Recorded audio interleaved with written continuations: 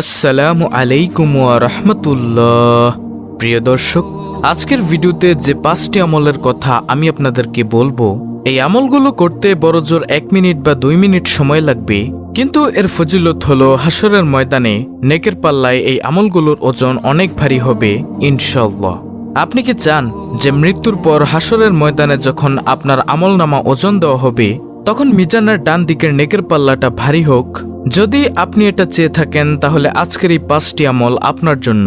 আজ থেকে এই 5টি আমল শুরু করবেন, মৃত্যু পর্যন্ত করবেন, মিজানের পাল্লা অবশ্যই ভারী হবে ইনশাআল্লাহ। প্রিয় দর্শক, অনেকের অফিস বা কর্মস্থলে ইবাদত বন্দিগি ও নেক আমলের তেমন সুযোগ সময় পাওয়া যায় না, কিন্তু অফিসে বা কর্মস্থলে কাজের ফাঁকে ফাঁকে অল্প সময়ে অনেক ফজিলতপূর্ণ আমল করা যায়। কাজের ফাঁকে 1 মিনিটে অনেক ভালো কাজ করা যেতে পারে এবং বিশাল সওয়াব পাওয়া যেতে পারে। শুধুমাত্র 1 মিনিটের সতর্ক আমলে আমলনামায় অনেকগুলো সওয়াব ও পুণ্য লেখা হবে। প্রিয় দর্শক, তাহলে চলুন একে একে প্রত্যেকটি আমলের সাথে আপনাদেরকে পরিচয় করিয়ে দিই। আজকের ভিডিওর 5টি আমলের মধ্যে সর্বপ্রথম আমলটি হচ্ছে নম্বর 1, মনে মনে দ্রুত গতিতে 3 বার সূরা ফাতিহা পড়া যায়। এভাবে আমল করলে 18 বেশি নেকি হাসিল করা যায়। প্রিয় দর্শক, এখন আপনি বলতে পারেন সূরা ফাতিহার ফজিলত কি কি? সূরা ফাতিহার ফজিলত হলো, হযরত আলী রাদিয়াল্লাহু তাআলা আনহু বলেছেন, কোন বিপদে পতিত ব্যক্তি 1000 বার সূরা ফাতিহা পাঠ করলে ওই ব্যক্তির আর বিপদ থাকতে পারে না।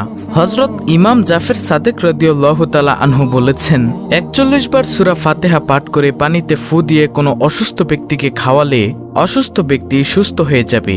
এছাড়াও রয়েছে আরো অনেক ফজিলত। তাহলে প্রিয় দর্শক, 5টি আমলের মধ্যে সর্বপ্রথম আমল গেল সূরা ফাতিহা পাঠ করা, যত বেশি পারেন কমপক্ষে 3 বার। প্রিয় দর্শক, মাত্র 1 মিনিটে করা যায় এমন কিছু আমলের মধ্যে আজকের ভিডিওর 2য় নম্বর আমলটি হলো লা হাওলা ওয়ালা কুওয়াতা ইল্লা বিল্লাহ। লা হাওলা ওয়ালা কুওয়াতা ইল্লা বিল্লাহ এর অর্থ হলো, আল্লাহ ছাড়া কোনো ভরসা নেই, কোনো ক্ষমতা বা শক্তি নেই। অর্থাৎ মানুষের ব্যক্তিগত শক্তি, সামর্থ্য, ক্ষমতা ও সাহস যত বেশি থাকুক না কেন, আল্লাহ তাআলা তৌফিক না দিলে তা কোনো ধরনের উপকারে আসবে না এবং আল্লাহর সত্তা সব কিছুর ঊর্ধ্বে। সব শক্তিধর বস্তু আল্লাহর সামনে একেবারে তুচ্ছ ও ছোট। লা হাওলা ওয়ালা কুওয়াতা ইল্লা বিল্লাহ এটি একটি গুরুত্বপূর্ণ বাক্য। এর ফজিলত ও সওয়াব অনেক বেশি। যখন মানুষ নিজের সক্ষমতার বাইরে কোনো পরিস্থিতি ও কাজের মুখোমুখি হয় যা সম্পাদন করা তার উপর কষ্টসাধ্য হয়ে পড়ে, তখন এই বাক্যটি পড়তে হয়। এছাড়া শয়তানের কোনো ধরনের প্রতারণা ও আক্রমণ থেকে বাঁচার জন্য এই দোয়াটি পড়া হয়। এটি একটি গুরুত্বপূর্ণ একটি আমল। আমলটি করার ব্যাপারে হাদিসে অনেক বর্ণনা এসেছে। আবু মুসা আশআরী রাদিয়াল্লাহু তাআলা আনহু বর্ণনা করেন, রাসূল সাল্লাল্লাহু আলাইহি ওয়াসাল্লাম একবার আমাকে বললেন, তোমাকে জান্নাতের অন্যতম ধনভাণ্ডারের কথা কি বলে দিব? আমি বললাম, অবশ্যই বলে দিন হে আল্লাহর রাসূল সাল্লাল্লাহু আলাইহি ওয়াসাল্লাম। তিনি বললেন, লা হাওলা ওয়ালা কুওয়াতা ইল্লা বিল্লাহ। বুখারী শরীফের হাদিস, মুসলিম শরীফের হাদিস, তিরমিজি শরীফের হাদিস, আবু দাউদ শরীফের হাদিস। হাজিম ইবনে হারমালা রাদিয়াল্লাহু তাআলা আনহু বলেন, আমি নবী সাল্লাল্লাহু আলাইহি ওয়াসাল্লামের নিকট দিয়ে যাচ্ছিলাম। তিনি আমাকে বলেন, হে হাজিম, তুমি অধিক সংখ্যায় লা হাওলা ওয়ালা কুওয়াতা ইল্লা বিল্লাহ বাক্যটি পড়ো, কেননা তা হলো জান্নাতের গুপ্তধন। সুবহানাল্লাহ। দলিল বুখারী শরীফের হাদিস, মুসলিম শরীফের হাদিস। হাদিস নম্বর দেওয়া আছে। তাহলে প্রিয় দর্শক, 5টি আমলের মধ্যে 2য় নম্বর আমলটি হলো লা হাওলা ওয়ালা কুওয়াতা ইল্লা বিল্লাহ জিকির করা। প্রিয় দর্শক, মাত্র 1 মিনিটে করা যায় এমন কিছু আমলের মধ্যে আজকের ভিডিওর 3য় নম্বর আমলটি হলো রাদিতু বিল্লাহি রাব্বা ওয়া বিল ইসলামি দিনা ওয়া বি মুহাম্মাদিন নাবিয়্যা ওয়া রাসূলাহ সাল্লাল্লাহু আলাইহি ওয়াসাল্লাম। এর অর্থ হলো, আমি আল্লাহকে রব হিসেবে, ইসলামকে দিন হিসেবে এবং মুহাম্মদ সাল্লাল্লাহু আলাইহি ওয়াসাল্লামকে রাসূল হিসেবে পেয়ে সন্তুষ্ট।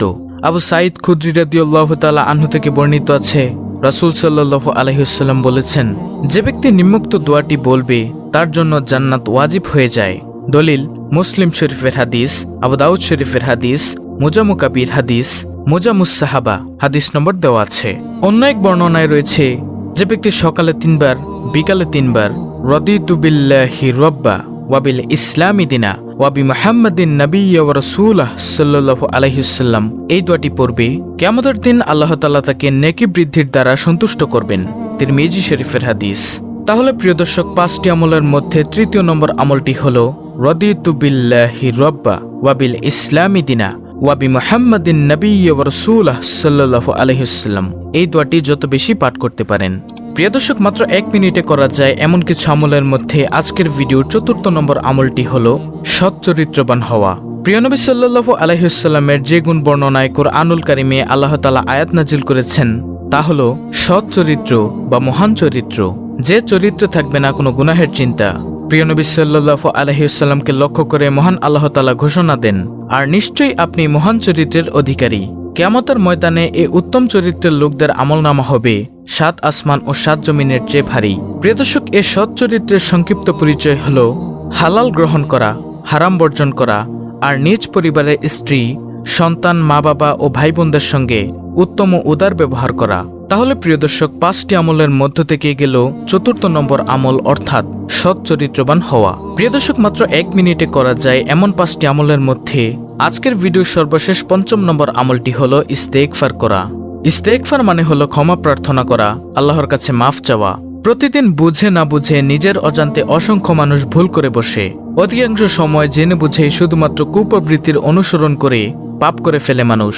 তবে আল্লাহ তাআলা পাপাচারে লিপ্ত বান্দার জন্য ক্ষমার দুয়ার খোলা রেখেছেন সব সময়। তাই মানুষ যতই ভুল করুক না কেন, অনুতপ্ত হৃদয়ে আল্লাহর কাছে ক্ষমা চাইলেই তিনি ক্ষমা করবেন।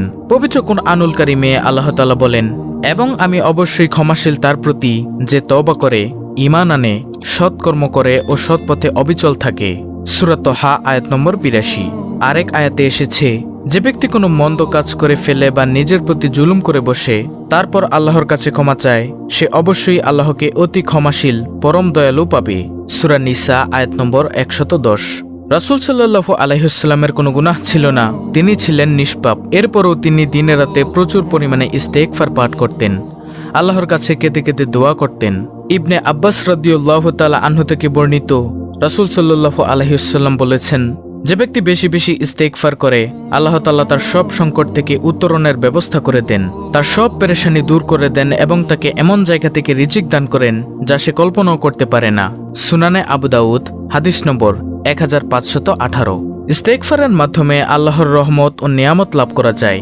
ইস্তেগফারের ফজিলত সম্পর্কে কুরআনে কারিমে এসেছে, ইস্তেগফারের ফলে আল্লাহ তাআলা তোমাদের প্রতি সুষম বৃষ্টি বর্ষণ করবেন, আর তোমাদের সম্পদে প্রাচুর্য ও সমমানের বরকত দিবেন, এবং তোমাদের জন্য বাগবাগিচা পানির ফোয়ারায় শোভিত করবেন। সূরা নূহ আয়াত 11 থেকে 12। মোট কথা, তওবা ও ইস্তেগফার মুমিন ও মুত্তাকিদের এক বিশেষ গুণ। মানুষকে আল্লাহ তাআলা তার ইবাদত বন্দিগি ও তার আদেশ নিষেধ মেনে চলার জন্য সৃষ্টি করেছেন, কিন্তু মানুষ শয়তানের প্ররোচনায় পড়ে জীবনের বিভিন্ন ক্ষেত্রে আল্লাহ তাআলার আদেশ নির্দেশ লঙ্ঘন করে বসে আল্লাহ তাআলার হুকুম মেনে চলার ক্ষেত্রে ভুল করে। তাই আল্লাহ তাআলা তার সে ভুল বা গুনাহ থেকে মুক্তিদানের জন্য তওবা ও ইস্তেগফারের ব্যবস্থা করে রেখেছেন। সর্বোপরি তওবা ও ইস্তেগফারের মাধ্যমে একজন মুমিনের দুনিয়া ও আখিরাতের জীবন সুন্দর ও সফল হয়। এর মাধ্যমে একজন মুমিন লাভ করে উভয় জাহানের সমৃদ্ধি। তাহলে এই গেল মোট 5টি আমল। সুপ্রিয় দর্শক, সংক্ষেপে আমি আপনাদেরকে এই 5টি আমল আবার বলে দিচ্ছি, আপনি চাইলে স্ক্রিনশট নিয়ে নিতে পারেন। মাত্র 1 মিনিটে করা যায় এমন 5টি আমল হলো, নম্বর 1, মনে মনে সূরা ফাতিহা 3 বার পাঠ করা। নম্বর 2, লা হাওলা ওয়ালা কুওয়াতা ইল্লা বিল্লাহ এর জিকির করা। নম্বর 3, রাদিতু বিল্লাহি রাব্বা ওয়া বিল ইসলামি দিনা ওয়া বি মুহাম্মাদিন নাবিয়্যা ওয়া রাসূলা সাল্লাল্লাহু আলাইহি ওয়াসাল্লাম। বেশি বেশি এই দোয়াটি পাঠ করা। নম্বর 4, সৎ চরিত্রবান হওয়া, অর্থাৎ যে চরিত্রে থাকবে না কোনো গুনাহের চিন্তা। সর্বশেষ নম্বর 5, ইস্তেগফার করা, বেশি বেশি ইস্তেগফার করা, অর্থাৎ আল্লাহর কাছে ক্ষমা চাওয়া। প্রিয় দর্শক, এই আমলগুলো আপনি প্রতিদিন করবেন, তাহলেই ইনশাআল্লাহ আল্লাহ তাআলা আপনার নেকের পাল্লা অনেক ভারী করে দিবেন। তো প্রিয় দর্শক, এই ছিল অত্যন্ত গুরুত্বপূর্ণ আজকের একটি ভিডিও।